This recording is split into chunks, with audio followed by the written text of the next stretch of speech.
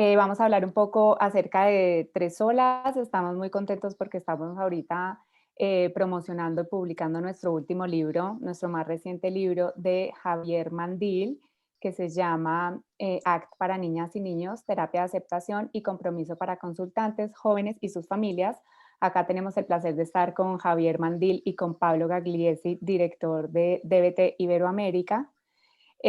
Actualmente en Tres Olas tenemos publicados 6 libros propios y tenemos también alianzas con otras editoriales en las cuales vendemos también libros, otros libros de Javier los vendemos nosotros también. Nuestro propósito y nuestra idea es completar o llenar este vacío de libros de terapias contextuales que vimos que había una dificultad en el mercado, entonces llegamos nosotros para editar, publicar y distribuir nuestros libros a casi todo el mundo. Nuestros libros los pueden conseguir por www.tressolasediciones.com. Los pedidos se hacen online y hacemos envíos, vuelvo, a casi todo el mundo. Pueden conseguir también y seguirnos a través de nuestras redes sociales, Tres Olas Ediciones.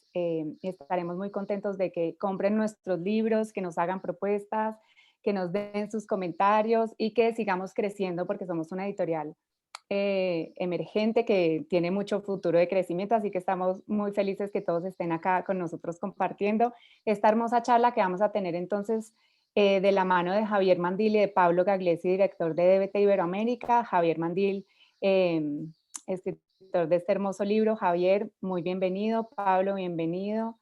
Y les damos Gracias. adelante. Vamos a hacer una charla entre Pablo y Javier. Ellos nos van a contar acerca de la experiencia de Pablo de haber participado en este libro, Javier de haberlo escrito, ambas miradas, y después vamos a tener unos 10 minutos de preguntas, comentarios, así que muy bienvenidas, bienvenidos, y Javier, un placer estar acá contigo. Qué lindo, bueno, buenas noches, qué lindo estar con ustedes, qué lindo estar nuevamente acá con Pablo, que tenemos una larga relación. Bueno, de hecho, recién nos estábamos acordando que, misteriosamente, ¿no? Porque Pablo, siendo tan joven como hizo para estar en tantos lugares, cuando sacamos el primer libro con Bunge, ¿sí? Con Eduardo Bunge, hace 12 años, algo así, o más, como 15 años, de terapia cognitiva, aportes técnicos. Bueno, ¿quiénes fueron los presentadores? Pablo Gagliesi y un pediatra especialista en autismo, que es Ernesto Walder. Y en otro contexto, ¿no? Vos imaginate, fue la Asociación Argentina de la Asociación de Psiquiatras Argentinos, y ahí APSA, un entra congreso de Pablo APSA. con un look Andy Warhol, Qué ahí lindo. entre todos los médicos, ahí sus grandes anteojos, que bueno, tiene algo de eso. Otra vez hablábamos con Paula Quintero, de que eres medio Andy Warhol, como de armar cosas movidas, y una movida, diría, bueno, es el precursor de las terapias de tercera ola en Latinoamérica, eso Bueno, es indudable. gracias, pero estamos acá para hablar de usted, doctor. No, Eh, pero bueno, es una historia compartida, así. Tal La cual. verdad que bueno, nos empezó a supervisar en DBT, después uno tiene sus propias inquietudes y yo me puse inquieto con ACT, tuve como una serie de discusiones internas con ACT, que iba, venía, hasta que finalmente ganó mi corazón completamente. Y bueno, cosas muy lindas compartidas y esto es otro tramo, ¿no? Gaby, hay una, o sea, ustedes tienen am, una de las razones por las cuales un poco estamos sentados acá es que Javier Mandil y un grupo de personas, digamos, en Bunge y Gomar, escribieron el primer libro que yo recuerde de terapia cognitiva para niños en la Argentina. Y una de las cosas curiosas de ese libro, Javier, es que, primero, cuando nosotros pensamos en el desarrollo de las generaciones de salud mental en la Argentina, hay un quiebre generacional significativo, en donde veníamos de una tradición psicoanalítica de muy largo trecho y de mucho renombre y de mucho lustre, y de reconocimiento internacional, a una generación que se despierta a un modelo diferente y que no tiene, que no tiene muchos maestros en que apoyarse, sino que son todos investigadores nerdos, raros, extraños, diferentes del mercado, que se zambullen a mirar otras cosas, lo que está pasando en el mundo, y ustedes escriben este famoso libro, que es un libro que para mí es un libro histórico en salud mental en la Argentina. Es el momento en donde alguien dice, ok, ¿qué se está haciendo afuera? ¿Qué es lo que se está haciendo en el mundo? ¿Qué es lo que se está haciendo en el mundo científico? Y hay un cambio de paradigma. Pasamos de un paradigma muy literario, lingüístico, filosófico, a un paradigma más científico y centrado en las evidencias. Entra la terapia cognitiva, científica o no científica, por lo menos es lo que más se aproximaba. Y ustedes escriben este libro, para mí un hito histórico, insisto, porque fue un cambio de paradigma. No había nada hasta ese momento. O sea, alguien quería aplicar una terapia para fobias en un niño y no tenía de dónde leerlo. Es decir, quiero que, recordando este momento que ya tiene 15 o 16, bueno, bastantes años, el día que ustedes escribieron este libro, ustedes armaron la segunda característica de este movimiento, que me parece también interesante. La primera es este cambio de paradigma, la ausencia de maestros o maestras. Teníamos uno o dos, pero tampoco tenían una Yo sé, trayectoria.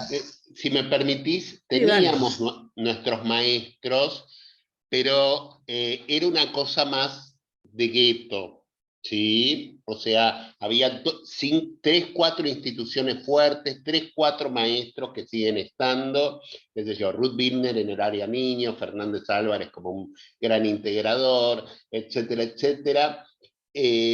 Pero me parece que hubo un boom institucional y, si se quiere, editorial, a partir de que aparecen instituciones como Foro, ETSI, TCC, varias que aparecieron ahí. Yo, no sé, me da esa sensación, ¿no?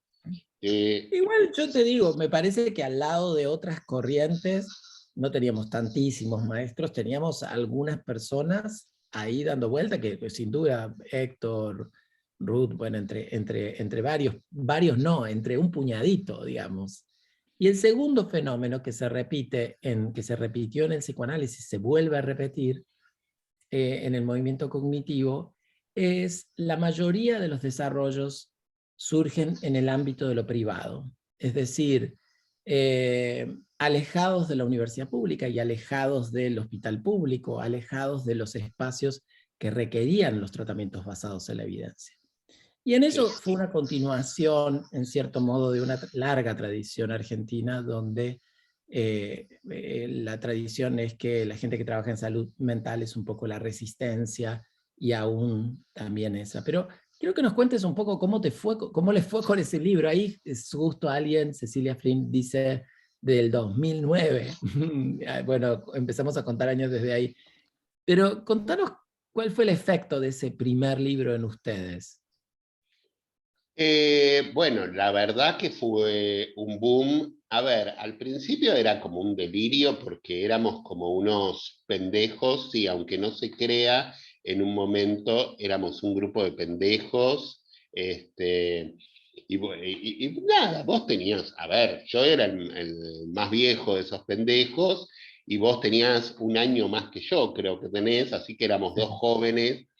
Este, y era como muy, yo lo viví como algo medio disruptivo, bien, ¿no? Fue como algo que entramos ahí a un área donde justamente antes que eso solamente había como como investigadores ahí muy, muy especiales, toda una cosa muy selecta, y entra una generación que éramos básicamente jóvenes y pendejos, no sé, a decir, bueno, vamos a aumentar la popularidad de la terapia cognitiva en varias áreas. Yo veía todo un movimiento importante. Veía a ustedes, o sea, Foro trabajando con desregulación emocional, nosotros con niños, otras instituciones con algunas especialidades, áreas donde hasta ese entonces ni se hablaba, ¿no? No, Y lo que nos pasa después es esto, un fenómeno que pienso que pasó también con estas instituciones, que de pronto empezamos a ver que había gente que lo compraba, que había gente que hacía sus propias cosas. Hay algo muy loco donde yo les dije la otra vez a una gente de México, bueno, me siento la pastora Soraya, porque me repiten mucho la frase de que el primer libro es la Biblia para los terapeutas infantos juveniles, lo cual me sonroja. pero lo bueno, te voy a decir algo, está bueno que haya como un libro fundacional de algo, pero el libro que acabas de publicar es justamente la evolución, porque ese fue un libro muy centrado en una terapia cognitiva donde la palabra, el pensamiento, lo que la gente piensa, un paradigma donde si charlas con alguien y cambias cómo piensa, se siente mejor. Pero vos hiciste una evolución muy grande de allí. Este libro, leído en perspectiva, ¿viste? Hay artistas que hacen un cuadro que les va bien. Acá Sofía también, igual que yo, somos así un poco fanáticos del arte. Y sabemos que hay un artista que hace una cosa, la pega en el mercado y el resto de su vida es un calco de repeticiones. Y en realidad una de las cosas que más me sorprendió cuando leí tu libro, Javi, es la evolución, lo que significa que en 13 años o 14 años desde el último libro, que sí teníamos alrededor de 40 o sin cumplirlo, los 40 todavía, eh, eh, digamos, tuve que hacer el número, me tomé el rato para hacer el número, porque si no, de memoria no me sale. Fue toda una evolución que incluso tuvo pasos intermedios. ¿Te acordás que, capaz que no te acordás porque estábamos en una fiesta y habíamos tomado bastante alcohol, pero yo te hablaba en un momento de Larry Butler, que qué sé yo, que qué sé cuánto, y vos me decías, bueno, no sé, pero sí. O sea, yo tuve yo siento que vos hiciste como un salto así, o sea, como que fuiste a Seattle y te enamoraste, y lo mío, quizás de jodidito que soy, es como que me llevó mi tiempo, mis discusiones, mis idas y vueltas. Digo Larry Butler, que es un capo del eclecticismo sistemático, porque en un momento yo dije, sí, buenísimo, pero a mí me daba un poco de temor de esta idea de que se tiren un montón de desarrollos al agua, ¿sí? A la basura. Me encanta la evolución, pero siento que a veces la disciplina pega saltos a las patadas, ¿no? Tipo, vino la revolución cognitiva, aleluya, ¿viste? De la época de Neisser, después, la ¿Sí? tercera ola, y después viene un momento más tranquilo. Hay algo que quiero conectar también con algo que dijiste. La terapia cognitiva comportamental aparece como un vehículo de cambio absolutamente pragmático en un momento donde estábamos sumergidos en una especie de delirio lingüístico estructuralista, todo era psicoanálisis, especialmente en la Argentina.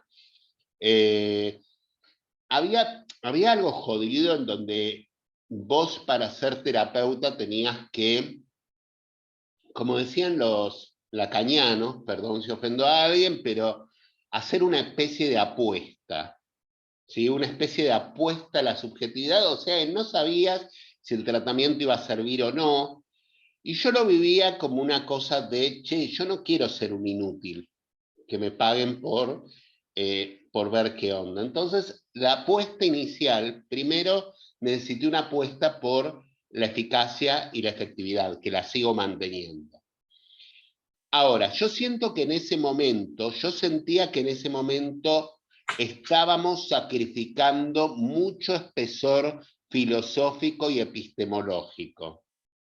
O sea, la terapia cognitiva comportamental es un desarrollo de dos clínicos, Ellis y Beck, ¿sí? Que son brillantes, pero todo muy americano, muy, si querés, McDonald's, sin ningún espesor, ninguna pregunta por el ser, ningún espesor filosófico, tampoco era una terapia muy interesada, como dice Maero, en las cuestiones generales humanas. Y de pronto ACT lo que nos vuelve a traer, por esto la evolución, porque me enamoro de ACT, es porque nos vuelve a traer, primero, una teoría compleja y sólida y empíricamente, digamos, comprobable con el tiempo en ciencia básica sobre la cognición y el lenguaje, que es la Relational Frame Theory. Segundo, una pregunta sobre el ser, que es esto de ¿qué somos? Bueno, seres que nos realizamos en un proyecto. Y como una teoría donde se pregunta no solo, digamos, sobre cómo lograr que la gente funcione mejor en relación al contexto, mejor, digamos, que funcione de una manera más armónica, más realizada, si se quiere, sino que también es una teoría que se pregunta sobre el sufrimiento humano. También acá nombro a la amiga Paula Quintero sobre la ubicuidad del sufrimiento humano, el sufrimiento humano como la base, ¿no? Entonces es fuerte, es como aquello que tuvimos que resignar en el año 2008, o yo sentí que tuve que resignar, en pos de que haya una eficacia documentada en estudios controlados, o sea, toda la base filosófica, toda la pregunta sobre el ser humano, toda la búsqueda en terapia sobre, ok, y aparte el pánico que, ACT lo vuelve a traer, ¿sí? Con los estudios controlados, con la eficacia cada vez más documentada creo que hay alrededor de 400 estudios controlados circulando por ahí entre todo, y en progreso en infanto, y esta base teórica y epistemológica, y también esta concepción filosófica de la salud. Esto es lo que me enamora de ACT. Una de las, lo que justo hay alguien que está preguntando algo de eso, pero me gustaría que nos puedas explicar en esta, tenemos como, este sería tu cuarto libro, si yo no me equivoco, ¿no? Uno, dos, uno. Bueno, no cualquiera puede contar la cantidad de No, libros. pará. 1, 2, 3. A ver, si incluimos el manual que compilamos con Eduardo Bunge, sería de varios autores, que incluso están vos y Juan Pablo, sería el quinto. Ok. ¿Vos sentís que hay alguna diferencia entre tus libros de ACT en adolescentes? ¿Hay algo que vos dirías que este libro tiene de diferencia con tus trabajos anteriores? ¿Con el de ACT con adolescentes? Sí, con el de ACT de adolescentes o tus Bueno, trabajos ACT con anteriores. adolescentes, ahí estaba...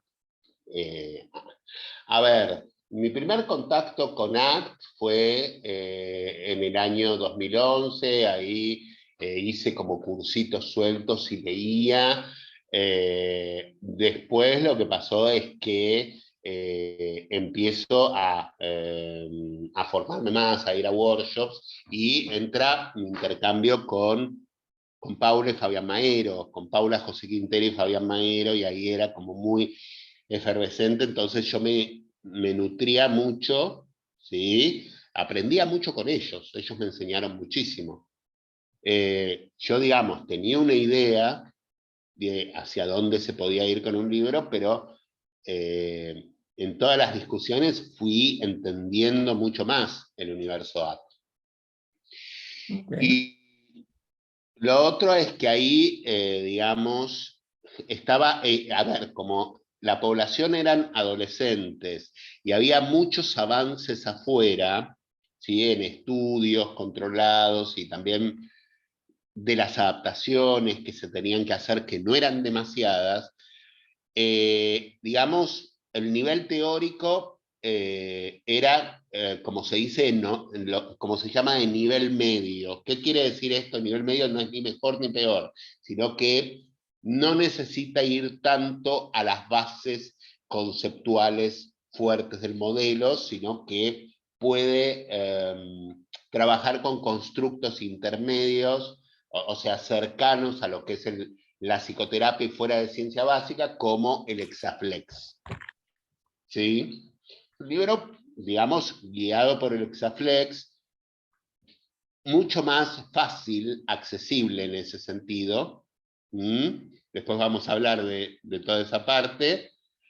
Pero también porque, digamos, nosotros estábamos haciendo un desarrollo creativo y difundiendo sobre cosas que se habían desarrollado mucho, ¿no? O que ya tenían bastante desarrollo afuera, desde el 2015, etc. Y lo otro, bueno, contar con Maero, Paula, Maero con su cosa nerd así, puntillosa, y Paula con su cosa espiritual y su cosa filosófica así, la verdad que era increíble. Con niños, yo sentí que había un desafío extra. Primero, Paula y Maero estaban en otra cosa. Así que bueno, dije, a ver, y esto me voy a la mar. Me voy a la mar solito. ¿Sí? Segundo, con la población infantojuvenil, digamos, si bien hay algunos estudios controlados, ¿sí? Hay un estudio controlado fuerte y muchos pilotos de que el modelo que parece demostrar, o sea, que va demostrando, mejor dicho, el modelo, se dice parece demostrar en las publicaciones científicas, pero va demostrando el modelo se puede hacer viable con esta población. No hay tanto desarrollo teórico sobre cómo adaptar las intervenciones a las particularidades evolutivas, culturales y del entorno de los niños. Entonces ahí yo sentí que me tenía que meter un poco en lo que es el lenguaje de máquina, el lenguaje de ciencia básica que es RFT. O sea que de alguna manera tenía que desarmar un poquito más esta teoría del nivel medio que se sustenta en el Exaflex, Matrix, etcétera, para ir bien a la base de cómo se va desarrollando la cognición y el lenguaje para poder montar de nuevo intervenciones adecuadas evolutivamente a esta población y también transmitirle al lector cómo hacerlo. ¿Con qué criterio? Bueno, voy a hablar un poquito del libro. El libro tiene una característica singular y tiene como la organización. Primero, quiero destacar que sacando un libro que hace muy poquito, que tiene más o menos la misma edad que son los únicos 2 libros que tienen como en su tapa el nombre ACT y Niños. ¿No? Hay solo 2 libros en este momento en el mercado, quizás está anunciados en empresas, es decir, aún en inglés tampoco hay mucha literatura de ACT y niños. Requiere de un proceso que me parece interesante, que tiene que ver con cómo trasladar esta complejidad teórica, que no es, digamos, la complejidad teórica no es solo teórica, sino que hay un basamento científico en eso y una serie de trabajos que demuestran eso, cómo adaptar esos principios a población, digamos, mucho más joven. A mí el libro tiene una organización que permite llegar a un conjunto de fichas al final, se los voy a mostrar, que, digamos, permiten organizar un tratamiento en base solo a las fichas, a un tratamiento para un sinnúmero de complejidades clínicas o problemas conductuales. Después de este basamento teórico, hay una guía para mí me gustó, muy práctica. Es difícil a veces en nuestra profesión simplificar y saber a quién uno le escribe un libro. Esto es una de nuestras primeras charlas, pero es como una guía muy práctica de cómo usar estas fichas en la clínica, y me parece que es un libro instrumental en el sentido de que un terapeuta lo puede leer, tiene la base teórica, tiene cómo el proceso, es decir, cómo organizar el proceso, pensando que el proceso es una psicoterapia, y además tiene la guía de las fichas.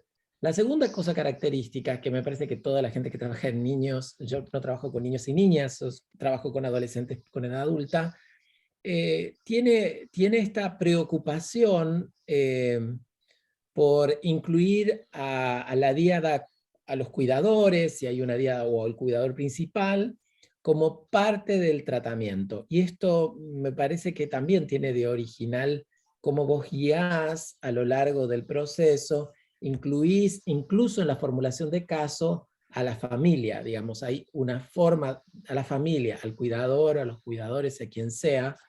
Yo siempre digo, es muy difícil hablar en género neutro, pero la verdad que a veces madre y padre son sumamente estigmatizantes. Por eso Sadres me encantó, pero no lo usamos acá, pero lo que me refiero es que la función, no hay una discusión sobre función materna y paterna, sino lo que hay es el cuidador primario puede incluirse en esta formulación de caso, tiene cosas para hacer, lo cual les voy a decir, me parece maravilloso que los adultos que muchas veces están preocupados por los niños necesitan saber qué tienen que hacer porque sienten que lo hace todo mal.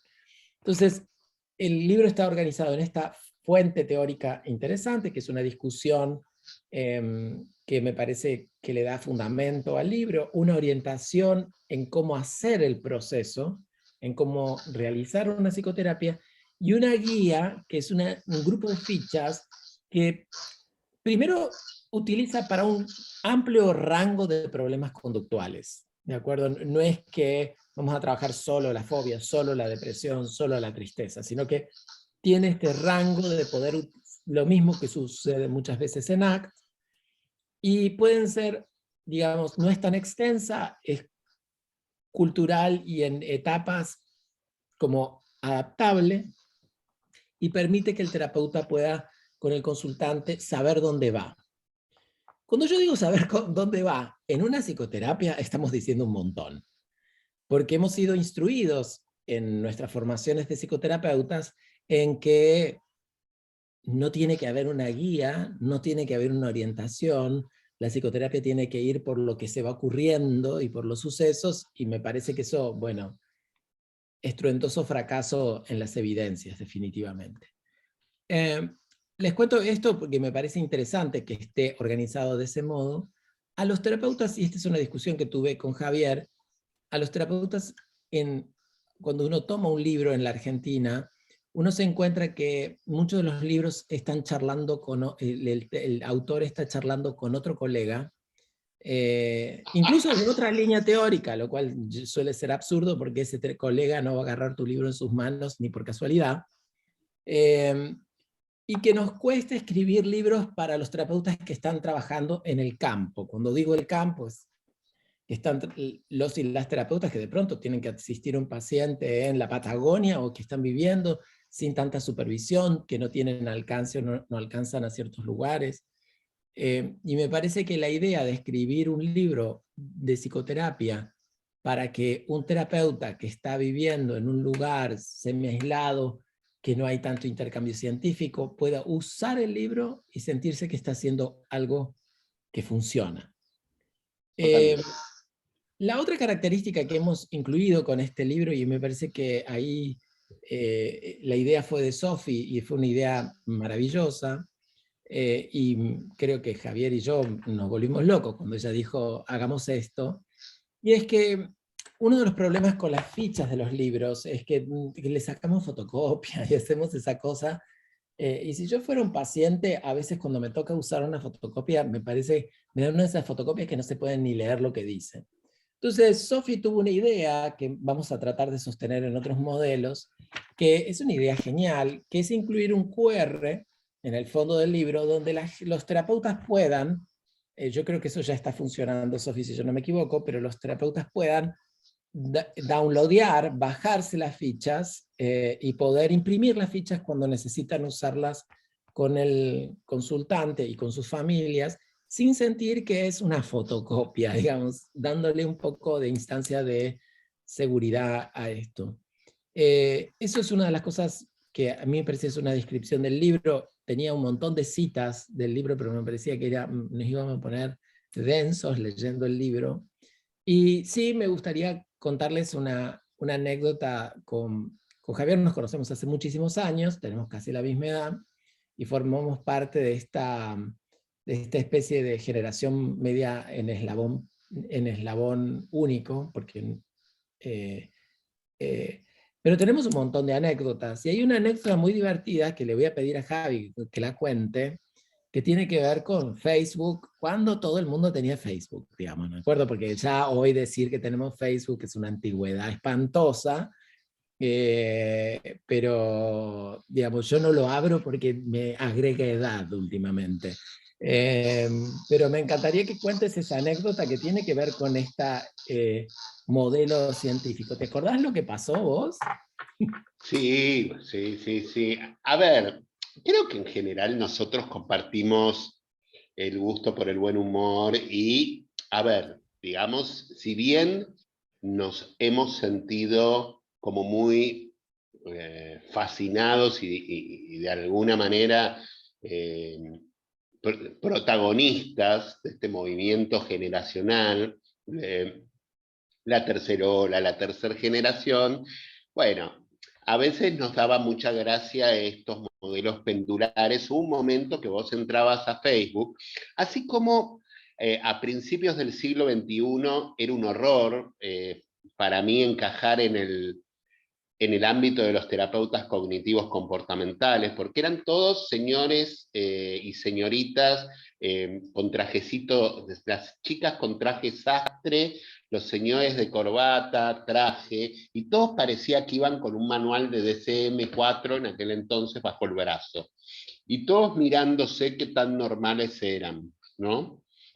Entonces era bastante terrible. Yo que tengo un ADD y que soy bastante personaje, decía, disimular, ¿no? Y luego, cuando empiezan a popularizarse las terapias de tercera generación, vos entrabas a Facebook y todos habían largado el DSM-4, los trajecitos, y se habían vuelto budas.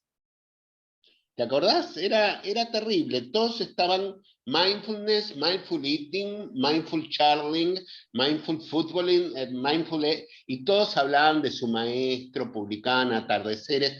A ver, de nuevo, amamos el mindfulness, sí, es parte de el entrenamiento en habilidades de DT, es parte importantísima el desarrollo del contacto con el momento presente en ACT, la toma de perspectiva, pero, viste, esta cosa que tenían los terapeutas de o sea, a ver quién es el más mindfulness, ¿no?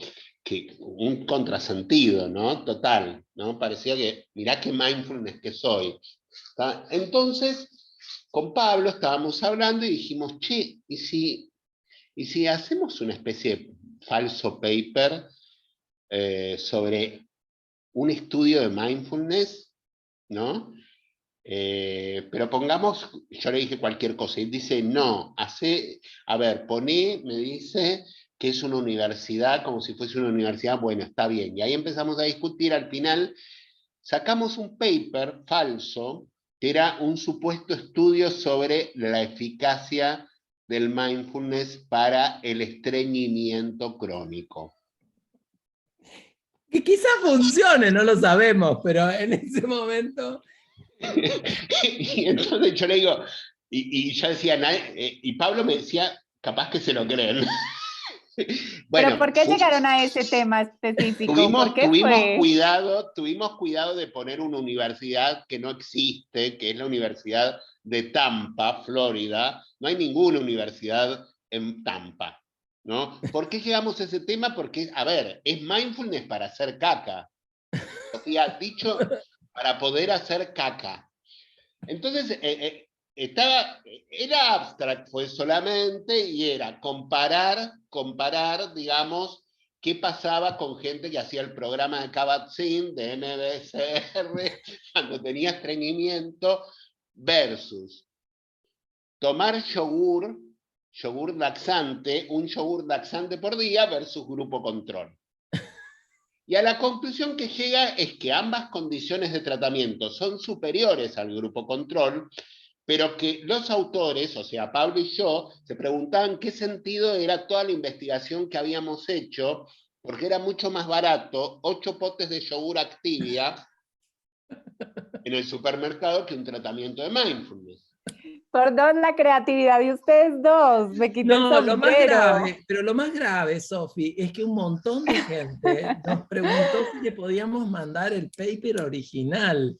Totalmente. No. Y preguntas sobre la población de control, características, nada, una serie de cosas muy graciosas que me parece que Yo tienen que pensé que ver no se con... lo iban a creer, pero... A ver, no era la Bueno, me idea, parece era muy... Para mí me parecía que obvio, pero genial. parece que la gente estaba en ese momento tan ávida, por un lado, de nuevas herramientas, pero tan los conductistas dirían tan topográfica, tan pegada a la forma, ¿sí? Que bueno, que Bueno, dijeron, nos bueno, reímos un rato. ay, mindfulness para el estreñimiento, yo tengo que conocer Bueno, esto. no, bueno, resultó mejor este proyecto que hicieron en conjunto, este maravilloso libro escrito por Javier y con el aval de Pablo. Este los Ojo, felicito. no menosprecies el estreñimiento crónico. No, no, no, no, obvio que no, No, para les quiero nada. mostrar porque Tú me porque parece no que es eres argentina. importante. Acá en Argentina hay muchos problemas gástricos. En Colombia Sí. también, muchos. ¿Dices? ¿Sabes dónde no hay Sí. tanto problema gástrico que quiero hacer una investigación? Ya se lo dije a las chicas del Centro Especializado de Psicoterapia. En Paraguay. ¿Por qué? Porque Ah, la harina de mandioca no tiene No, no, no, tax. no, para. Vamos a volver al libro porque nuestro trastorno de atención está todo bien, sí, pero por we're favor. here Bueno, for bueno, esto. bueno. Estamos acá Pero por esto esto. Javi, no nos cabe, o sea, hemos estado trabajando en tu libro durante 2 meses o 3 meses o 4 más o menos, entre la edición, eh,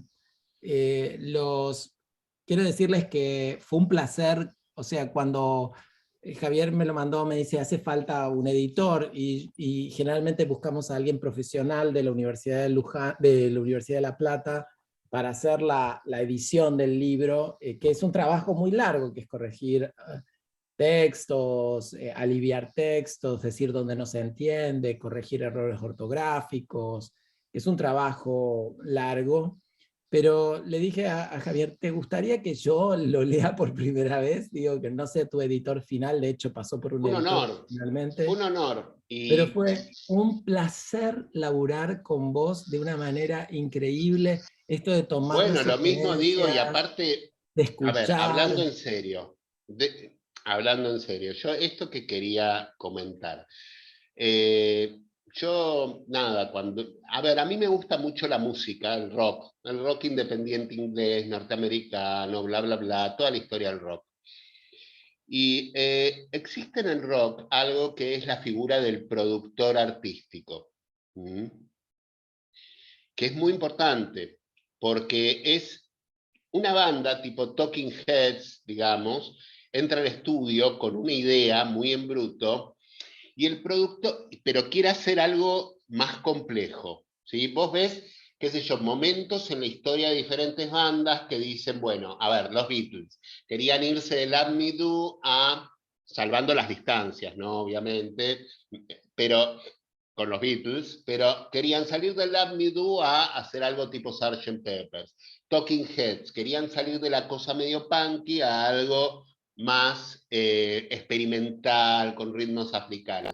Este libro tenía unas ideas bastante complejas, necesidades bastante complejas, esto que digo de la adaptación evolutiva, y yo dije, bueno, pero necesito una mirada que... Y Pablo lo vio en perspectiva y aportó una perspectiva. Por ejemplo, este famoso anexo, donde explica cómo usar las fichas, es idea de Pablo, ¿sí? Porque yo no iba a hacer algo así. Pablo me dice, mira, está buenísimo esto, pero esto parece que está, toda esta otra parte, el primer capítulo especialmente, parece escrito para 5 nerds, ¿no? Era un poco así. 5 nerds Era que vos encima no te van charlando a con leer. Entonces, otro en el laboratorio. claro, y yo dije, bueno, pero es necesario esto porque estamos planteando a ver, es en realidad el segundo libro en el mercado internacional que habla de niñas y niños. El otro es australiano y nos ganó por un mes, voy a decirlo. ¿Ok? Bueno, Nos ganó sí. por un mes. ¿Ok? Y es que está muy bueno, es interesante, es un buen complemento este libro. Ahora, lo interesante es esto, que estaba toda esta justificación y está, después se va, después de un inicio muy denso, basado en la teoría de los marcos relacionales, va yendo una cosa más clínica, ahí va guiado, y Pablo dice, falta una interfaz más para el usuario. Para que el usuario, si se le canta, digamos, el usuario con cierta formación de ACT, digamos, si se le canta, todavía no entrar por la parte más dura para que pueda agarrar el libro y empezar a usarlo con los pacientes. Y ese es el anexo, que sería como un resumen de lo que hablamos en el resto del libro, pero en un lenguaje más clínico y más fácil. ¿Sí? La otra cosa que me parece que es interesante que rescatar, que fue un libro que trabajamos, igual que DBT Escuelas, con artistas plásticos, porque quiero, nada, solo mostrarles, hay unos dibujos que tienen una presencia importante, que me parece que hace que las fichas sean más apetecibles por el usuario. El usuario es un niño, con lo cual la idea de poner nada, hay algunos que son geniales, son absolutamente geniales, estos artistas. Hay dos Son artistas hermosos. que El los durazno, hicimos Pablo. Claro, colaborar mi preferido ya virtualmente. sabés cuál es. Por Muéstranos, por favor, favor, Pablo, el durazno para que Javier quede Está bien, tranquilo está en bien. es la que mesa, es que Yo un esa digo que luz es trapero, es un durazno. quiero trapero. agradecer un poquito antes que cerremos, un poco a Pablo Sapia, que fue quien mandó los esbozos primarios, y a Juan del Prado, que es el que hizo efectivo algunos de estos dibujos, que me parece que los pacientes se van a acordar, nuestros pacientes y nuestros consultantes, digamos, nuestros consultantes, sus padres se van a acordar más de los dibujos que, Tienen un trabajo increíble. que del contenido. Felicitaciones a los dos porque hicieron un gran trabajo, tanto de contenido como estéticamente. También, Pablo, en cada Bueno, capítulo la hay un parte del mandala, diseño, esa es el otra. A ver, diseño, el divino. tamaño.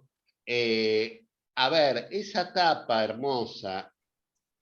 Una diseñadora gráfica me hablaba de los libros de 3 olas y dice que esto no debe ser, ustedes lo deben conocer y vos especialmente, a ver, los dos.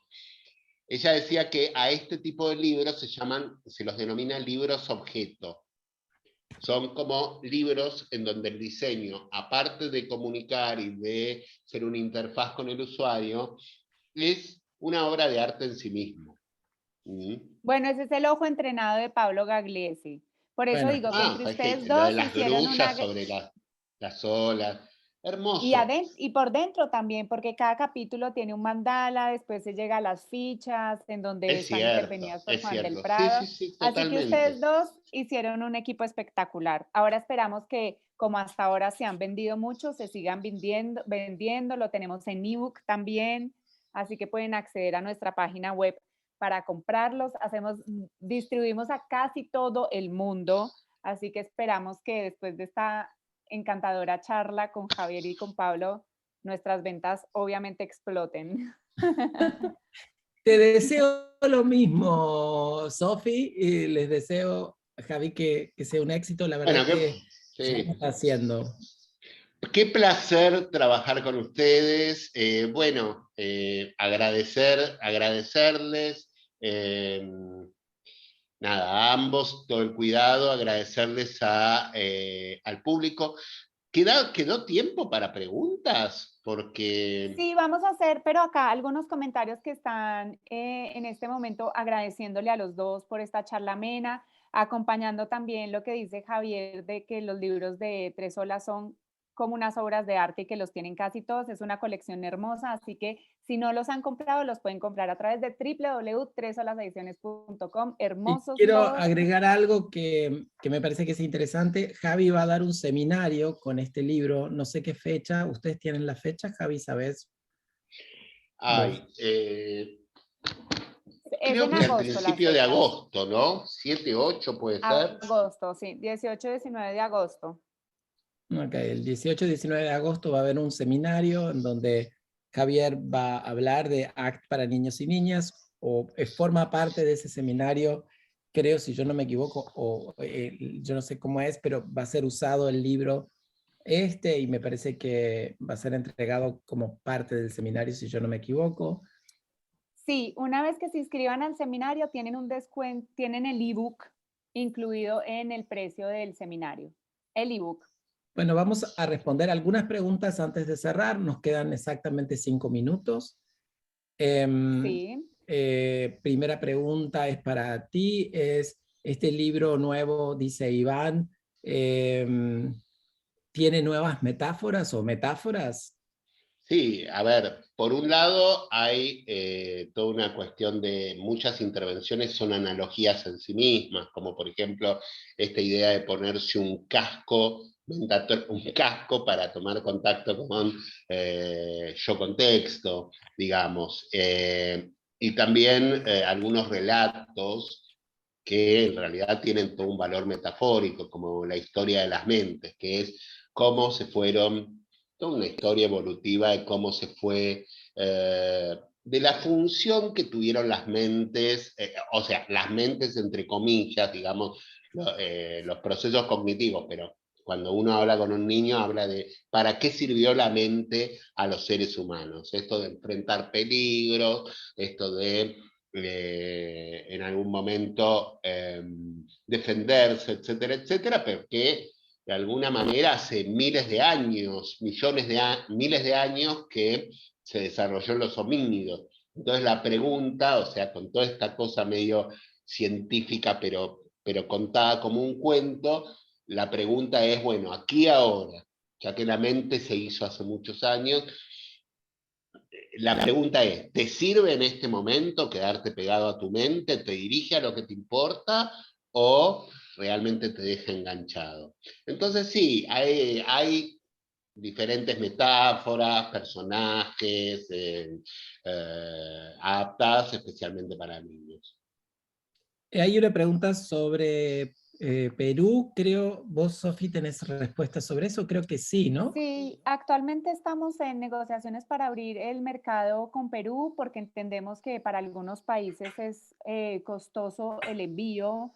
Entonces, estamos abriendo un espacio en Perú. Si nos tienen paciencia, próximamente tendremos noticias, novedades. Por el momento lo pueden conseguir a través de nuestra página web. Igual, te digo, Elías, si quieres, mándanos un mail a info. Acá voy a dejar el mail a tresolasediciciones.com para que podamos ver tu tema específico y encontrar una manera mientras que abrimos nuestro espacio en Perú para hacerte el envío. Sí, y creo que en Colombia va a estar en venta también en Mercado Libre de Colombia. En Colombia tenemos también un punto de venta y próximamente iremos abriendo otros puntos de venta. Pueden conseguirlo también en formato ebook. Yo digo, no es igual que el físico, porque el físico es hermoso poder oler las páginas, pero digamos que es una alternativa paralela. Bueno, Bueno, estamos bien con las preguntas. Muchas gracias a todas, a todos los que participaron. Especialmente un agradecimiento muy grande a Javier Mandil, a Pablo Gagliese, que se tomaron el tiempo, que nos divirtieron además con estas Es un placer. anécdotas. Es un placer. Próximamente tendremos más encuentros. Y más Hagamos uno más charlas, el largo, seminario. centrado solamente en anécdotas locas.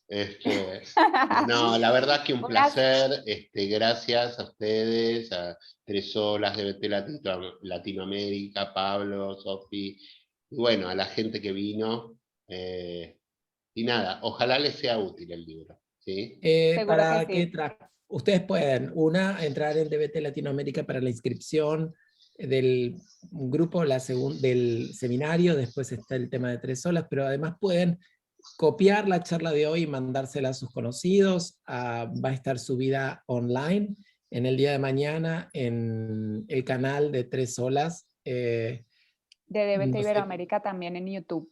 Tenemos Okay. gente desde Nicaragua, saludos. Uy, qué lindo. Sí. Les dejo un abrazo gigante, tenemos que cerrarlo acá, nos quedaríamos horas charlando. Sí. Javier y yo podríamos quedarnos horas charlando, nos faltaría Horas. un copa de vino en el medio. Les mando un saludo gigante a todos y agradecimiento de estar presentes. Abrazo Javi, enorme. gracias por elegirnos. Sofi, gracias por dirigir este proyecto tan lindo. Un abrazo a todos. Hermoso, Pablo, la verdad que gracias. es hermoso.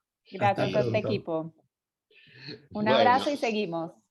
abrazo. Chao, que estén bien. Buena noche.